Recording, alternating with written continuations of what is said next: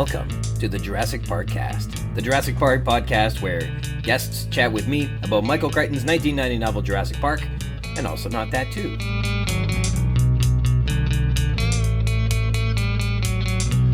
My name's Ryan Rogers, and I'm a big dumb Jurassic Park fan.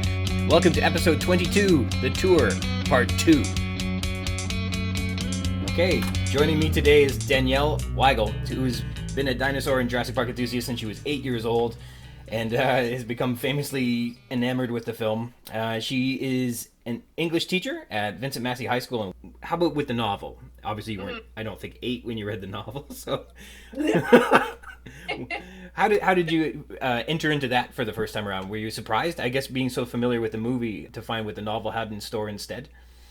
I don't know that I was surprised. I came to it much, much later, only a few years ago, actually. Probably, a couple years ago, I would say. And I wasn't so much surprised as I was enthralled at the expansion of, like, Ian Malcolm's chaos theory.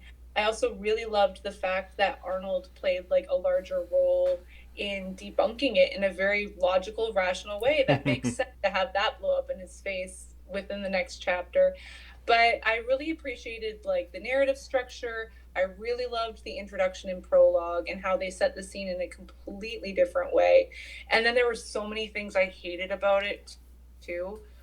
Like the fact that Ellie Sattler's, we'll call it runtime in the novel, is 90% of it's like, oh my gosh, check out her legs.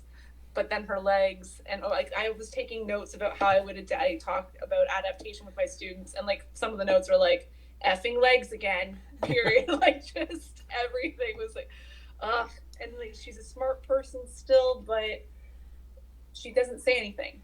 She literally just like notes, oh, those bars weren't here before. Wow, that plant is poisonous, and never says anything out loud. And it's just like, you are so much cooler in the movie. Laura Dern is like, it gave me a better appreciation for Laura Dern, I guess. But I really love both. They're so good. They tackle the things differently. And I believe the movie is an improvement on the book for why it was changed, and I think that it was really well executed, and obviously it stood the test of time.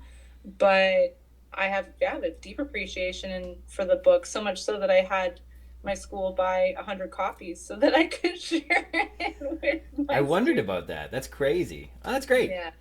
I wish I could have read it before I even knew that it was about dinosaurs. Because, like, there are so many points where, like, now imagine if you didn't know this book was about creating dinosaurs. Like, this is the first time it happens. It's Apple 11 saying, "Oh, whose kid drew the dinosaur?" And she's like, "No, that's a dinosaur." Like, I love how she's low key my favorite character in the book, and she's not in the movie at all. And she's set up in the beginning. She's like, "No, this is clearly a dinosaur, guys. Like, you don't believe me? Fine. I'm going to prove it." Takes the picture and runs to Grant with it. I think she's just a lab tech, too. She's not even anyone of major importance. Just some underling in a lab at a university that's just like, nope. Yes. Couldn't call sense. Alice Levin. Yeah, she's quite the muckraker. Exactly. I liked her. I loved Bobby Carter, too, who's like low-key, just like, no, this is the mauling. A lot. See, those are the attributes that I wanted in my Ellie Sattler. Ellie Sattler is she's got the biggest role in the book, but the other women do a much better job of getting things started, especially Bobby Carter and Alice Levin. And of course, making Lex the younger, whinier, brattier. I think they needed.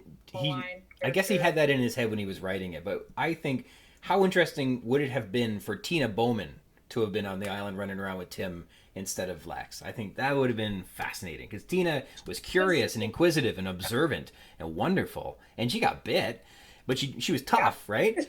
Lex didn't get bit by anything. She got bit real good. No, yeah, and even then, she was still like, when Marty Gutierrez was, asking the parents, and the parents, I love also that her parents went to bat for her too. Like, no, she's smart. She's doing school projects on our trip to Costa Rica. She's like trying to identify different animals. She wants to experience the animals. She wonders why. Oh, maybe it's because it's a national park. They're probably not used to human. Like, she goes for it. She's a cool kid, and Lex is so not a cool kid. Poor traumatized kid. We actually had to talk about that a lot in class because, like, so clearly suffering immediately from post-traumatic stress and reverting back to an even younger version of herself. So you have to have a little bit of sympathy for her, but every time she came on the page, came up on the next page, all the kids were just like, Yeah, and that's how she, you know, she was written like that. Cool. Yeah, the movie show was cool though. They definitely improved the representation of women. Not perfect, but so much stronger in the movie than in the book, for sure. Thank you to my guest, Danielle Weigel. A class where you get to read Jurassic Park for credit is my kind of class. And I want to sign off today also thanking you for joining me. Thank you dearly for tuning into the Jurassic Park-Cast, the Jurassic Park podcast where we talk about the novel Jurassic Park, and also Not That Too. Until next time.